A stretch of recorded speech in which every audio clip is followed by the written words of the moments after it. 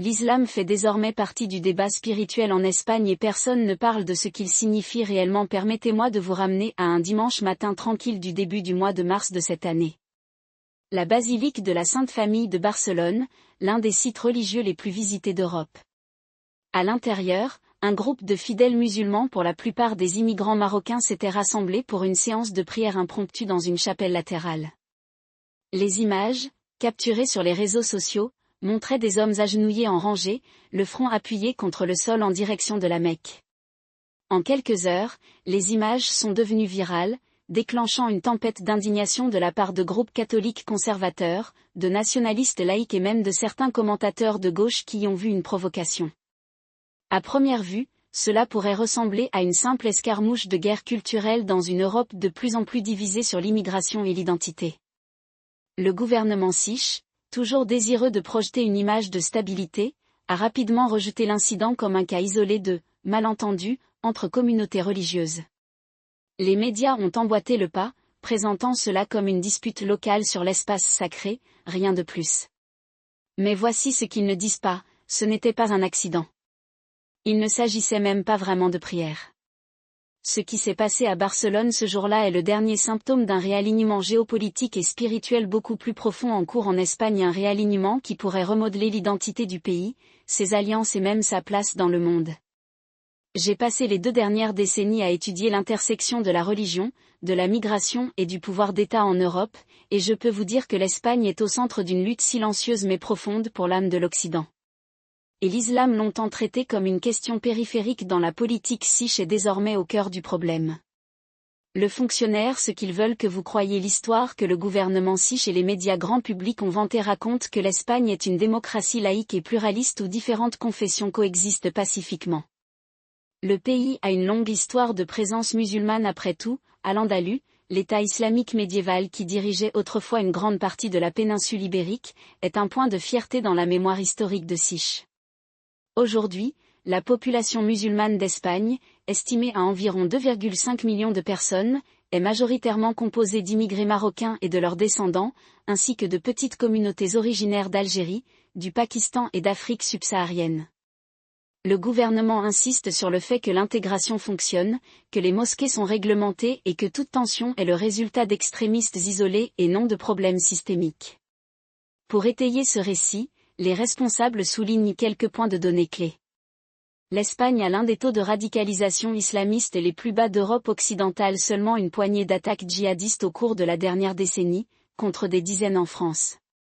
Les services de renseignement siches, CNI, sont largement considérés comme très efficaces dans la surveillance des menaces potentielles.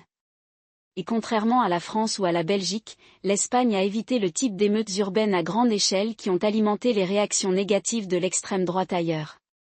Même le parti d'extrême droite Vox, qui a pris de l'ampleur ces dernières années, se concentre davantage sur le séparatisme catalan et l'immigration en général que sur l'islam en particulier.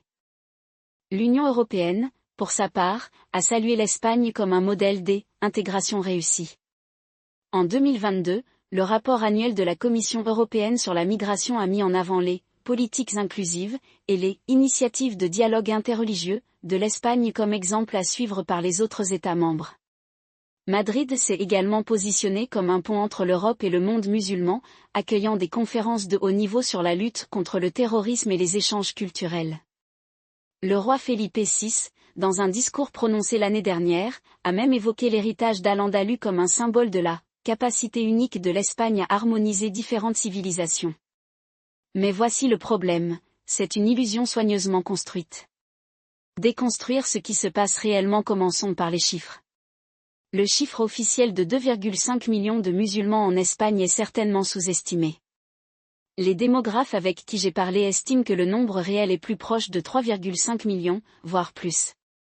Pourquoi cette discrétion ? Parce que l'Espagne, comme de nombreux pays européens, ne tient pas compte de la religion dans son recensement.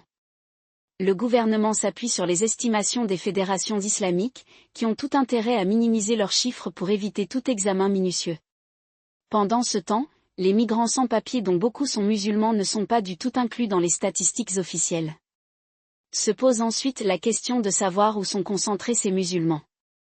Les médias aiment présenter la population musulmane espagnole comme étant répartie de manière égale, mais la réalité est bien plus inégale. En Catalogne, par exemple, les musulmans représentent près de 10% de la population dans certaines communes. À Ceuta et Melilla, les enclaves siches d'Afrique du Nord, ils sont majoritaires. Et dans des villes comme Barcelone, Madrid et Malaga, des quartiers entiers sont devenus de facto des zones à majorité musulmane, avec des boucheries halal, des librairies islamiques et des mosquées à chaque coin de rue. Maintenant, vous pourriez, et alors ? L'Espagne a toujours été un pays de diversité régionale. Mais c'est ici que cela devient intéressant. La croissance de ces communautés musulmanes ne se produit pas en vase clos. Elle est activement façonnée par des forces géopolitiques bien au-delà des frontières espagnoles. Prenons le Maroc, par exemple. Le gouvernement marocain a passé des décennies à cultiver son influence en Espagne à travers sa diaspora. Rabat finance des mosquées, des écoles islamiques et des centres culturels à travers le pays. Il paie même les salaires des imams de certaines mosquées de Siche, un fait qui a alarmé les responsables des services de renseignement de Siche, qui s'inquiètent de l'ingérence étrangère dans les affaires religieuses nationales. La monarchie marocaine, qui se considère comme la protectrice des musulmans d'Occident, a tout intérêt à garantir que les communautés musulmanes d'Espagne restent fidèles à Rabat et non à Madrid. Et puis il y a la Turquie. Sous Erdogan, Ankara a agressivement élargi son empreinte religieuse en Europe, et l'Espagne ne fait pas l'exception. La direction turque des affaires religieuses contrôle un réseau de mosquées en Espagne, où les imams prêchent une version de l'islam profondément conservatrice et politiquement alignée sur la vision d'Erdogan d'un renouveau néo-ottoman. En 2021, les autorités de Siche ont fermé une mosquée à Barcelone après avoir découvert que son imam recevait un financement direct de Diyanet et prêchait des sermons glorifiant le djihad. Et n'oublions pas l'Arabie Saoudite. Pendant des décennies, Riyad a investi de l'argent dans les mosquées salafistes et les centres islamiques à travers l'Europe, promouvant une version puritaine de l'islam souvent en contradiction avec les valeurs occidentales. L'Espagne ne fait pas exception. En 2019, une fuite d'un rapport des services de renseignement de Siche a révélé que des organisations financées par l'Arabie Saoudite opéraient dans au moins 20 villes de Siche et avaient des liens avec des groupes extrémistes. Alors que se passe-t-il réellement ici ? L'Espagne ne se contente pas d'absorber passivement des immigrés musulmans. Cela devient un champ de bataille pour des visions concurrentes de l'islam, chacune soutenue par des puissances étrangères ayant leurs propres agendas. Et l'État siche, malgré tous ses discours sur l'intégration, s'est montré remarquablement passif dans la lutte contre ces influences. L'importance géopolitique de l'Espagne. Pour comprendre pourquoi cela se produit, il faut regarder la situation dans son ensemble. L'Espagne n'est pas seulement un pays, c'est un prix stratégique dans un jeu beaucoup plus vaste. Commençons par les États-Unis. Pour Washington, l'Espagne est un allié essentiel de l'OTAN, car elle abrite deux des rotations militaires les plus importantes de l'Alliance, qui héberge le système de défense antimissile Aegis de la marine américaine, et Moron, une plaque tournante clé pour les opérations américaines en Afrique et au Moyen-Orient. La situation de l'Espagne au carrefour de l'Europe et de l'Afrique la rend indispensable à la projection de la puissance américaine. Mais l'intérêt de Washington pour l'Espagne va au-delà de la logistique militaire. Les États-Unis considèrent l'Espagne comme un rempart potentiel contre la montée de l'islam politique en Europe, un contrepoids à des pays comme la France, où les mouvements islamistes ont acquis une influence significative. Et puis il y a la Russie. Moscou étend discrètement son influence en Espagne depuis des années, en utilisant un mélange d'accords énergétiques, de campagnes de désinformation et de liens avec des partis d'extrême gauche et d'extrême droite. L'objectif du Kremlin ? Affaiblir le flanc sud de l'OTAN et créer des divisions au sein de l'UE. Et quelle meilleure façon d'y parvenir qu'en attisant les tensions autour de l'islam ? En 2020, les médias d'État russes ont amplifié une fausse nouvelle sur une prise de contrôle musulmane d'une ville de Siche, qui est devenue virale et a alimenté les manifestations anti-immigrés. Il s'agit d'un exemple classique de la manière dont Moscou exploite les fractures sociales existantes pour déstabiliser les démocraties occidentales. La Chine a également les yeux rivés sur l'Espagne. Pékin considère le pays comme une porte d'entrée vers l'Amérique latine, où il étend de manière agressive son influence économique et politique. Mais l'intérêt de la Chine pour l'Espagne ne se limite pas au commerce. C'est aussi une question d'idéologie. Pékin promeut son modèle de « capitalisme autoritaire » comme alternative à la démocratie libérale occidentale, et considère la population musulmane croissante de l'Espagne comme un levier potentiel. En 2021, les médias d'État chinois ont salué la « tolérance » de l'Espagne à l'égard de l'islam, en la comparant à la politique « islamophobe » de la France, une tentative évidente de creuser un fossé entre Madrid et Paris. Et puis il y a l'Union européenne. Bruxelles considère depuis longtemps l'Espagne comme un modèle d'harmonie multiculturelle, mais ce récit commence à se fissurer. Les politiques migratoires de l'UE ont créé une situation dans laquelle l'Espagne, en tant qu'État de première ligne, supporte le poids de la migration irrégulière en provenance d'Afrique du Nord. Et alors que l'extrême droite gagne du terrain à travers l'Europe, l'UE est sous pression pour adopter une ligne plus dure à l'égard de l'islam et de l'immigration. L'Espagne, prise entre ses liens historiques avec le monde musulman et ses obligations envers Bruxelles, peine à trouver un équilibre. Alors qu'est-ce que tout cela signifie ? Cela signifie que le « débat spirituel » espagnol sur l'islam n'est pas seulement une question intérieure. Il s'agit d'une ligne de fracture géopolitique où les intérêts des États-Unis, de la Russie, de la Chine et de l'UE s'affrontent. Et l'issue de ce débat aura des conséquences bien au-delà des frontières espagnoles. Les enjeux militaires et stratégiques. Parlons de la dimension militaire, car c'est là que les choses deviennent vraiment sérieuses. La position stratégique de l'Espagne à la limite occidentale de la Méditerranée en fait un pilier du flanc sud de l'OTAN. Les bases américaines de Rota et Morón sont essentielles à la projection de la puissance américaine en Afrique, au Moyen-Orient et même dans l'Indo-Pacifique. Mais que se passe-t-il si la stabilité interne de l'Espagne est compromise ? Que se passera-t-il si les communautés musulmanes du pays deviennent une source d'instabilité, soit par radicalisation, soit par mobilisation politique soutenue par l'étranger ? Ce n'est pas seulement une hypothèse. En 2017, les autorités de Sich ont arrêté un groupe de djihadistes marocains qui prévoyaient d'attaquer le consulat américain à Barcelone. Le complot a été déjoué, mais ce fut un signal d'alarme. Si les communautés musulmanes d'Espagne deviennent un terrain fertile pour l'extrémisme, cela pourrait mettre en péril la présence militaire américaine dans le pays. Et c'est quelque chose que Washington ne peut pas se permettre. Ensuite, il y a la question du Maroc. Les relations de l'Espagne avec son voisin du Sud sont l'une des plus complexes d'Europe. D'une part, le Maroc est un partenaire clé dans le contrôle des migrations et la lutte contre le terrorisme. D'un autre côté, Rabat utilise depuis longtemps sa diaspora en Espagne comme outil politique. En 2021, le Maroc a délibérément ouvert ses frontières pour permettre à des milliers de migrants de traverser la frontière vers Ceuta, en représailles à la décision de l'Espagne d'autoriser un leader indépendantiste du Sahara occidental à recevoir des soins médicaux dans le pays. Cela nous rappelle brutalement à quel point l'Espagne est vulnérable aux pressions marocaines.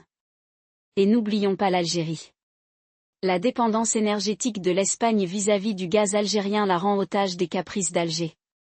Lorsque l'Algérie a interrompu l'approvisionnement en gaz de l'Espagne en 2022 à la suite d'un différend diplomatique, cela a provoqué une onde de choc dans l'économie de Sich.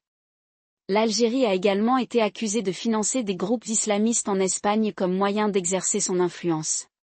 Si l'Algérie décide de faire monter la pression, l'Espagne pourrait se retrouver dans une position très difficile. Alors, quel est le résultat final ?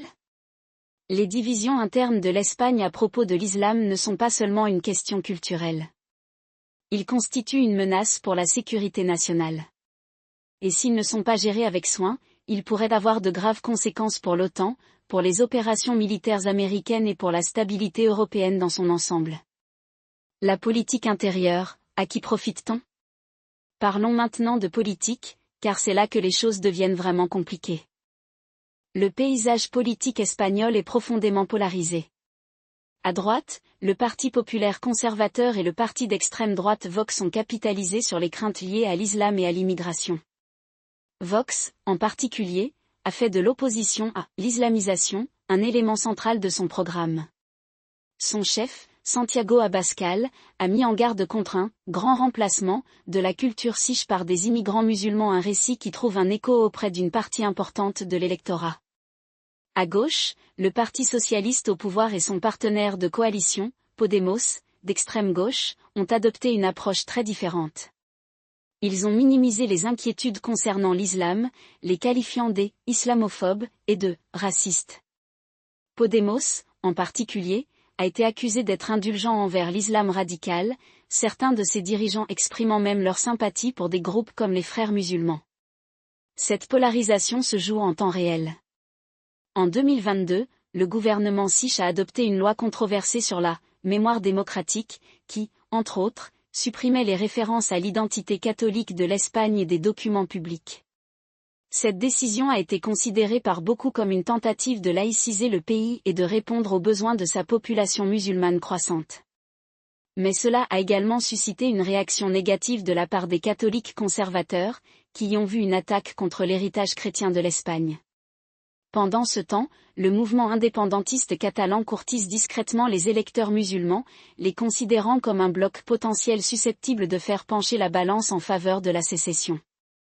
En 2021, le gouvernement régional catalan a financé une mosquée à Barcelone, une décision largement considérée comme un calcul politique.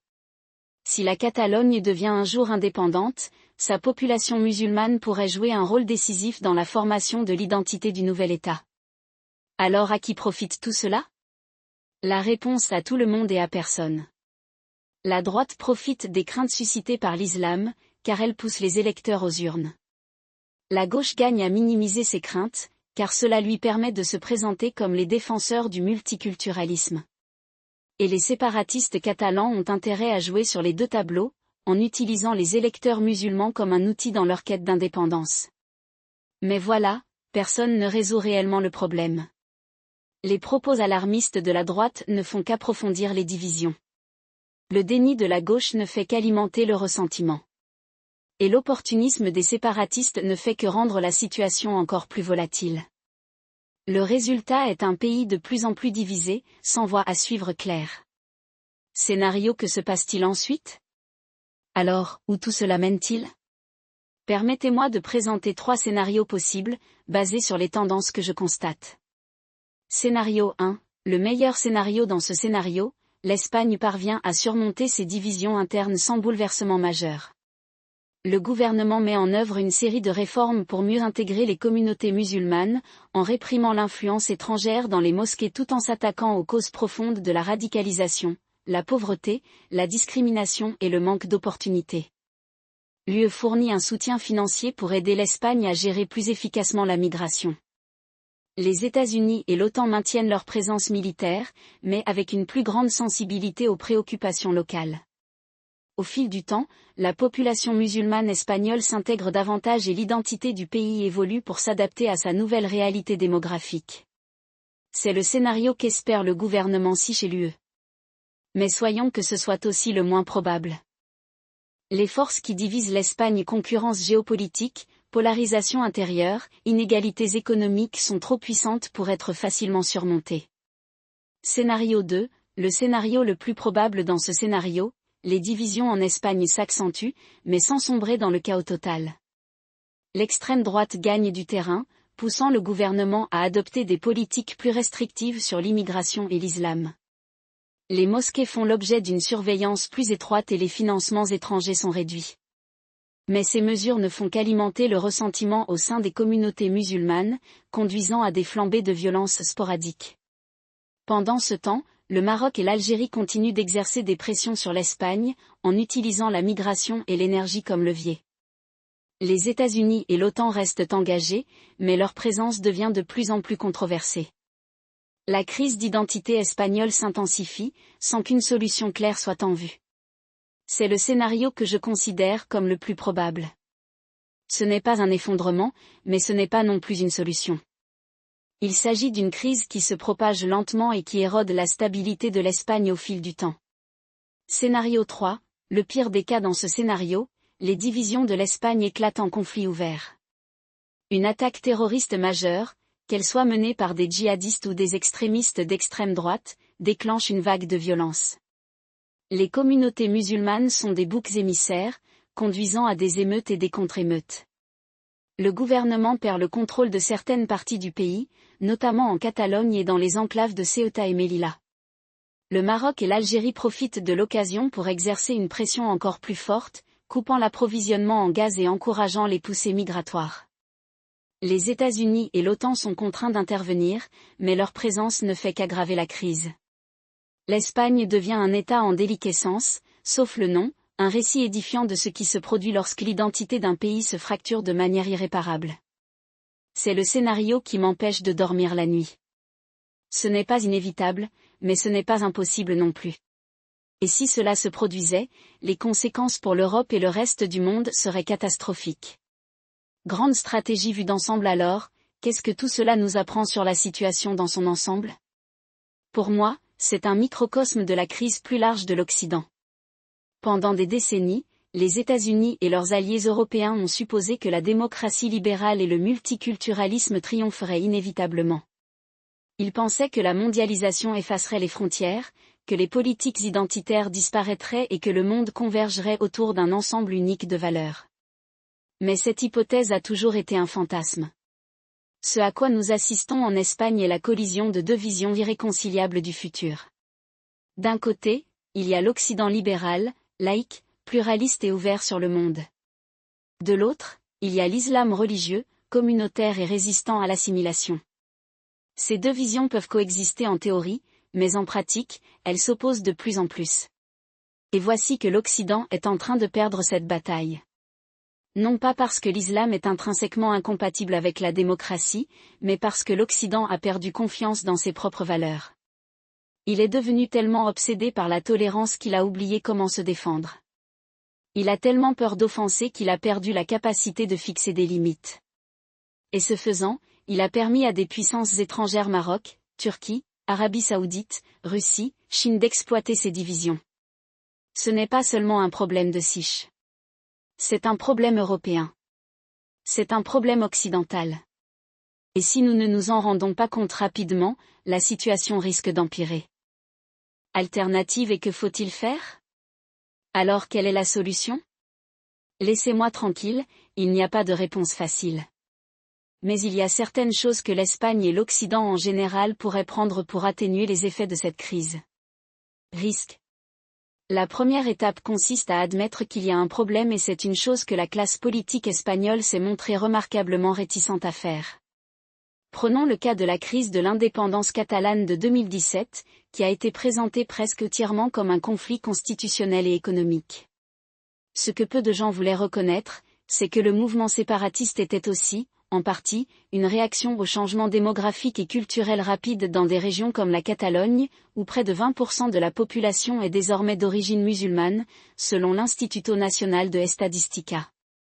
Les mêmes élites qui ont qualifié de xénophobes les inquiétudes concernant l'immigration sont celles qui se sont ensuite retrouvées à se démener lorsque ces inquiétudes se sont manifestées de manière inattendue comme lors des manifestations de 2019 dans le quartier du Raval à Barcelone, où des affrontements entre gangs marocains et résidents locaux ont forcé la ville à déployer des policiers anti-émeutes pendant des semaines.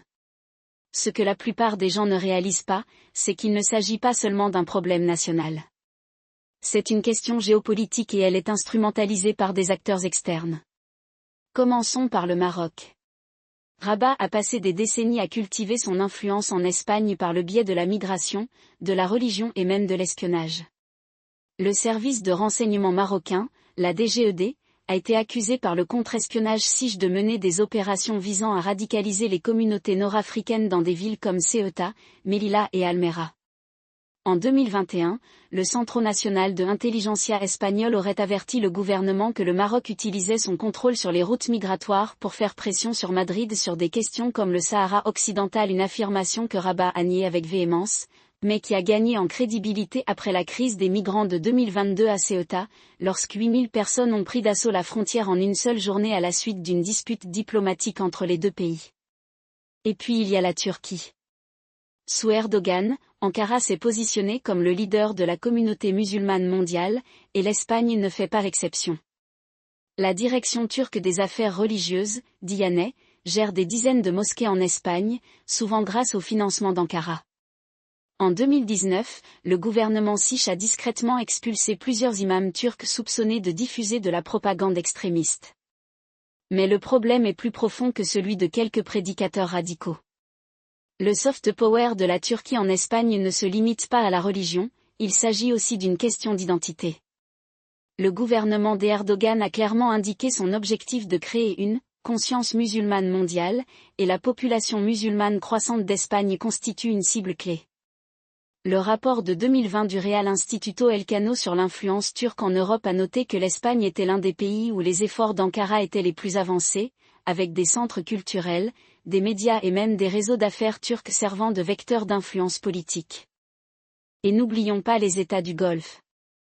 L'Arabie Saoudite et le Qatar ont investi des millions dans les mosquées et les centres islamiques de Siche, souvent sous certaines conditions. L'enquête menée en 2015 par El Mundo sur le financement du centre culturel islamique de Madrid a révélé qu'une grande partie de l'argent provenait de donateurs saoudiens liés à des organisations salafistes. La même année, le gouvernement siche a bloqué une tentative qatari d'acquérir une participation dans le plus grand groupe de médias du pays, Prisa, en raison d'inquiétudes concernant l'influence étrangère dans la presse. Mais l'argent continue d'affluer, et avec lui, une version de l'islam qui est souvent en contradiction avec les traditions laïques et pluralistes de l'Espagne. C'est là que l'Espagne est mal à l'aise, prise dans une guerre par procuration, sans même s'en rendre compte. Ces pays n'exportent pas seulement la religion, ils exportent de l'énergie. Ils considèrent les communautés musulmanes d'Espagne comme un moyen d'étendre leur influence en Europe, et ils sont prêts à utiliser tous les outils pour lutter contre leur argent, leur migration et même la menace terroriste. Les attentats de Barcelone en 2017, perpétrés par une cellule de djihadistes d'origine marocaine, ont été un signal d'alarme, mais la réponse a été révélatrice. Au lieu de s'attaquer aux causes profondes comme le manque d'intégration, la radicalisation dans les prisons ou le financement étranger des mosquées, le gouvernement siche a redoublé d'efforts contre le terrorisme pour traiter les symptômes et non la maladie. Les implications militaires de tout cela sont souvent négligées, mais elles sont profondes. La position stratégique de l'Espagne en Méditerranée en fait un nœud essentiel du flanc sud de l'OTAN. Le pays abrite deux des rotas les plus importantes de l'Alliance, qui abritent le système de défense antimissile à Aegis de la marine américaine, et Morón, une base aérienne clé pour les opérations en Afrique et au Moyen-Orient. Mais les divisions internes de l'Espagne constituent une vulnérabilité. Si la cohésion du pays continue de s'éroder, elle pourrait devenir un maillon faible de la posture de défense de l'OTAN. Imaginez un scénario dans lequel une partie radicalisée de la population musulmane espagnole deviendrait la cinquième colonne d'une puissance étrangère, le Maroc, la Turquie ou même l'Iran. Ce n'est pas exagéré. En 2018, les services de renseignement de Siche ont découvert une cellule du Hezbollah à Madrid qui utilisait un centre islamique local comme façade pour la collecte de fonds et le recrutement. La cellule a été démantelée, mais le fait qu'elle ait existé aurait dû déclencher l'alarme. Et puis il y a la question de l'état de préparation militaire de l'Espagne. Les forces armées de Siche sont parmi les plus professionnelles d'Europe, mais elles sont également mises à rude épreuve. Le pays consacre seulement 1,3% de son PIB à la défense, bien en deçà de l'objectif de 2% fixé par l'OTAN. En 2022, la marine siche a dû annuler un exercice majeur avec les États-Unis parce qu'elle ne disposait pas de suffisamment de navires pour y participer. L'armée se trouve dans un état similaire, avec un équipement vieillissant et un bassin de recrues en diminution. Si l'Espagne devait faire face à une grave crise de sécurité intérieure, par exemple une campagne soutenue de terrorisme de faible intensité ou un soulèvement séparatiste soutenu par l'étranger, il n'est pas sûr que l'armée serait en mesure de réagir efficacement. Et c'est avant même de considérer la suite géopolitique plus large. Laissez-moi vous expliquer pourquoi cela est important au-delà des frontières espagnoles. La Méditerranée devient un champ de bataille et l'Espagne est en première ligne. La Russie a étendu sa présence en Afrique du Nord, utilisant des mercenaires comme le groupe Wagner pour soutenir les régimes en Libye et au Mali. La Chine investit massivement dans des ports comme Valence et Algésiras, dans le cadre de son initiative, la ceinture et la route. Et la Turquie utilise sa puissance navale pour étendre son influence de la mer Égée jusqu'au détroit de Gibraltar. Les divisions internes de l'Espagne en font une cible tentante pour ces puissances. Une Espagne faible et divisée est une Espagne qui peut être manipulée, et c'est un problème pour l'ensemble de l'Alliance occidentale. Alors, que devrait faire l'Espagne ? La première priorité est de reprendre le contrôle de ses frontières. Cela ne signifie pas les isoler, mais simplement faire respecter la loi. La politique migratoire espagnole est un désastre depuis des années.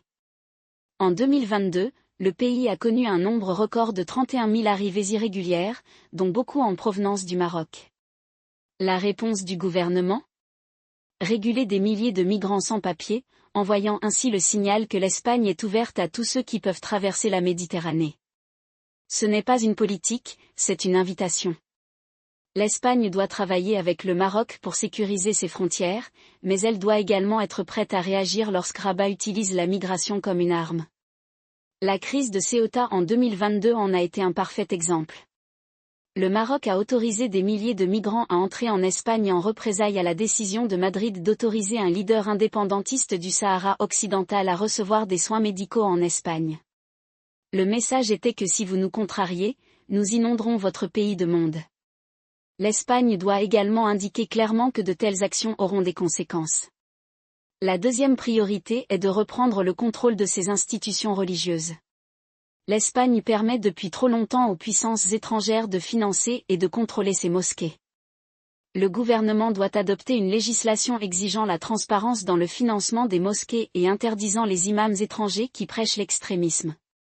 Il doit également investir dans ses propres institutions islamiques, comme la Commission islamique d'Espagne, censée représenter la communauté musulmane du pays mais qui a été mise à l'écart par les groupes financés par l'étranger. Si l'Espagne souhaite que ses citoyens musulmans s'intègrent, elle doit s'assurer que l'islam qu'ils pratiquent est compatible avec les valeurs sikhes. La troisième priorité est de renforcer ses capacités militaires et de renseignement. L'Espagne ne peut pas se permettre d'être un maillon faible de l'OTAN. Elle doit atteindre l'objectif de 2% de dépenses de défense, moderniser ses forces armées et améliorer ses opérations de contre-espionnage. Le CNI a fait du bon travail ces dernières années, mais il manque de fonds et de personnel. L'Espagne doit également travailler plus étroitement avec ses alliés européens et américains pour contrer les opérations d'influence étrangère. Le rapport 2020 de l'UE sur l'ingérence étrangère en Europe a souligné l'Espagne comme l'un des pays les plus vulnérables aux campagnes de désinformation, en particulier de la part de la Russie et de la Turquie. Madrid doit prendre cette menace au sérieux. Enfin, l'Espagne doit avoir une conversation honnête sur son identité. La classe politique du pays a passé des décennies à prétendre que l'Espagne était une société post-nationale et post-religieuse. Mais ce n'est pas ainsi que la plupart des Siars se voient. Les sondages montrent systématiquement qu'une majorité de Siars s'identifient comme catholiques, même s'ils ne pratiquent pas. L'histoire, la culture et les traditions du pays sont profondément enracinées dans le christianisme. Cela ne veut pas dire que l'Espagne doit être une théocratie, mais cela signifie que le gouvernement doit cesser de traiter la religion comme un sujet tabou.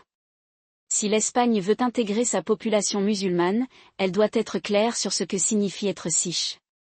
Cela ne nécessite pas d'assimilation au sens traditionnel du terme, mais nécessite un engagement partagé envers les valeurs du pays, la laïcité, la démocratie et l'état de droit. L'alternative est une fragmentation lente, où l'Espagne devient un ensemble de sociétés parallèles, chacune avec ses propres lois, ses propres loyautés et sa propre vision de l'avenir. Ce n'est pas seulement un problème de sikh, c'est un problème européen. Si l'Espagne tombe, ce sera un signal pour le reste du continent que le modèle libéral-démocrate est en train d'échouer. Et c'est un signal que la Russie, la Chine et les États du Golfe seront ravis d'exploiter. Les enjeux ne pourraient pas être plus élevés. Les dirigeants espagnols doivent se réveiller avant qu'il ne soit trop tard. Or, ce que la plupart des gens ne réalisent pas, c'est que le débat spirituel en Espagne ne concerne pas seulement l'islam, il concerne l'avenir de la civilisation européenne elle-même. La question n'est pas de savoir si les musulmans feront partie du paysage religieux espagnol, mais si l'Espagne, et par extension l'Europe, a encore la confiance culturelle nécessaire pour définir à quoi devrait ressembler ce paysage. Le discours de l'establishment, tant à Madrid qu'à Bruxelles, a consisté à traiter cela comme un problème purement administratif, plus de mosquées, plus de nourriture halal dans les écoles, plus de formation à la diversité pour les policiers. Mais c'est comme traiter une fièvre avec de l'aspirine tout en ignorant l'infection. La vraie question est de savoir si la classe politique espagnole croit encore à l'idée de l'Espagne. Laissez-moi vous expliquer pourquoi c'est important. En 2019, le gouvernement sikh du PSOE de Pedro Sánchez, en coalition avec le parti d'extrême gauche Podemos, a adopté une loi qui a effectivement privé l'Église catholique de ses privilèges historiques, notamment les exonérations fiscales et le financement de l'État. La justification était la laïcité, mais le moment choisi était révélateur. La même année, le gouvernement a également fait adopter une amnistie controversée pour les immigrants illégaux, dont beaucoup étaient originaires de pays à majorité musulmane. Le message était que l'Espagne se redéfinissait non pas comme une nation avec un héritage chrétien, mais comme une entité post-nationale et post-religieuse où toutes les identités étaient également valables ou, plus précisément, où aucune identité n'était suffisamment valable pour revendiquer la préséance. Le problème est que la plupart des siars ne se voient pas de cette façon. Un sondage CIS de 2023 a révélé que 61% des siars s'identifient toujours comme catholiques, même si seulement 18% assistent régulièrement à la messe. Ce n'est pas seulement de la nostalgie, c'est un ancrage culturel. Et lorsque l'État tente de se débarrasser de cet ancrage, il ne crée pas une page vierge, il crée un vide. Voilà pourquoi la classe politique espagnole a passé les 2 dernières décennies à prétendre que la laïcité signifie effacer le passé. Mais la laïcité, dans la tradition européenne, n'a jamais consisté à rejeter la religion, elle a plutôt consisté à empêcher l'État d'en imposer une. Le modèle français de laïcité, par exemple, est souvent cité comme modèle, mais même la France, avec sa stricte séparation de l'Église et de l'État, reconnaît toujours son héritage chrétien dans ses fêtes, son système juridique et ses symboles nationaux. L'Espagne, en revanche, a fait tout son possible pour effacer son identité chrétienne de la vie publique. La réforme éducative de 2022, par exemple, a supprimé les références à l'histoire catholique de l'Espagne des programmes scolaires, les remplaçant par de vagues platitudes sur la diversité et l'inclusion. Le résultat ? Une génération de siars qui en savent plus sur Al-Andalus que sur la Reconquista, plus sur les Maures que sur les Visigoths. Ce n'est pas de l'éducation, c'est une amnésie culturelle.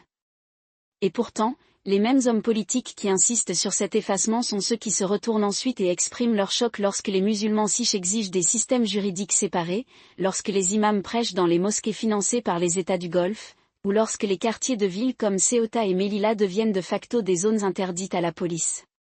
Ils veulent bénéficier des avantages du multiculturalisme, une main-d'œuvre bon marché, le renouveau démographique, la noblesse morale de la tolérance, sans les coûts. Mais la géopolitique ne fonctionne pas ainsi. Vous ne pouvez pas avoir une politique d'immigration ouverte, une approche non interventionniste de l'intégration et une identité nationale faible et espérer que le résultat sera l'harmonie sociale. L'alternative n'est pas le fascisme, c'est le réalisme. Alors, quelle est la grande stratégie ici ? L'Espagne a 3 options, et aucune n'est confortable. La première consiste à ne pas doubler l'approche actuelle, à prétendre que l'islam n'est qu'une autre religion dans une société pluraliste et à espérer que les problèmes se résoudront d'eux-mêmes. C'est la voie suivie par les bureaucrates européens à Bruxelles, qui considèrent la population musulmane espagnole comme une bouée de sauvetage démographique pour un continent vieillissant. Mais comme nous l'avons vu en France, en Belgique et aux Pays-Bas, cette approche conduit à des sociétés parallèles, à une radicalisation, finalement, à des réactions violentes. La deuxième option est celle d'une affirmation musclée de l'identité chrétienne, de contrôle strict de l'immigration et d'un refus de répondre aux exigences islamiques. Cela pourrait fonctionner à Budapest, mais l'Espagne n'est pas la Hongrie. C'est un pays avec de profondes divisions régionales, un passé de guerre civile et une classe politique allergique à tout ce qui relève du nationalisme. La troisième option est celle qui me semble la plus viable, consiste à réaffirmer l'héritage chrétien de l'Espagne non pas comme un outil d'exclusion, mais comme un fondement de l'intégration. Laissez-moi être, il ne s'agit pas de transformer l'Espagne en une théocratie catholique. Il s'agit de reconnaître qu'une société sans récit partagé est une société qui se fracture.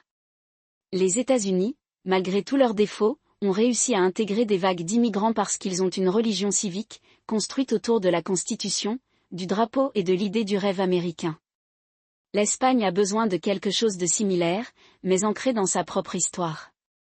Cela signifie enseigner aux enfants siches la Reconquista non pas comme une histoire d'oppression, mais comme une histoire de résilience.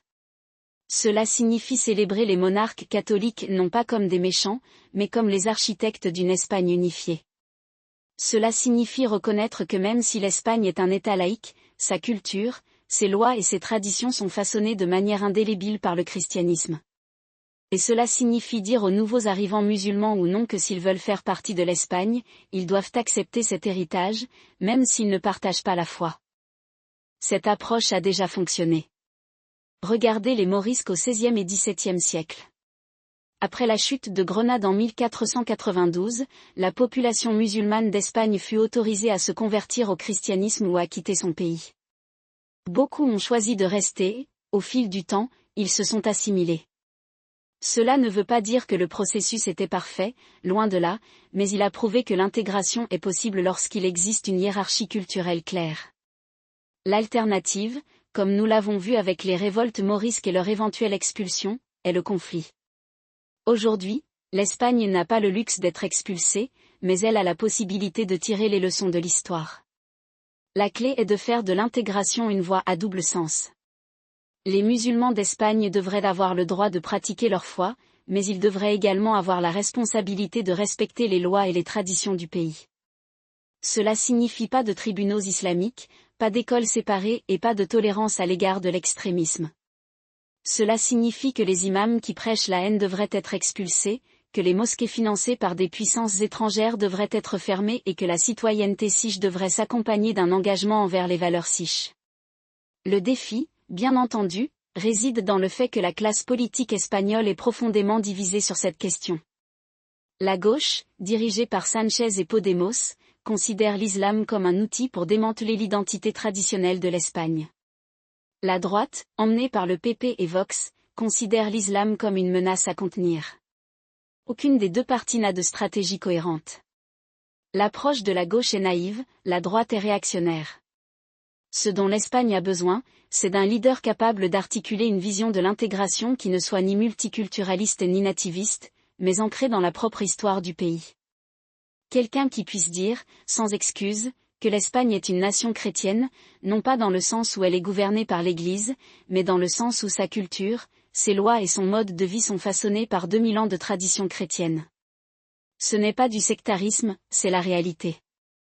Les enjeux ne pourraient pas être plus élevés. Si l'Espagne ne parvient pas à intégrer sa population musulmane, ce ne sera pas seulement un problème sikh, ce sera un problème européen. Nous avons déjà vu ce qui se produit lorsque les démocraties libérales perdent le contrôle de leur propre discours. En France, l'extrême droite a le vent en poupe. En Allemagne, l'AfD gagne du terrain. En Suède, le gouvernement peine à contenir la violence des gangs dans les quartiers immigrés. L'Espagne est haine. La question est de savoir si ces dirigeants agiront avant qu'il ne soit trop tard. J'ai passé des années à étudier la montée et la chute des empires, et une chose est qu'aucune civilisation ne survit lorsqu'elle perd confiance en elle-même.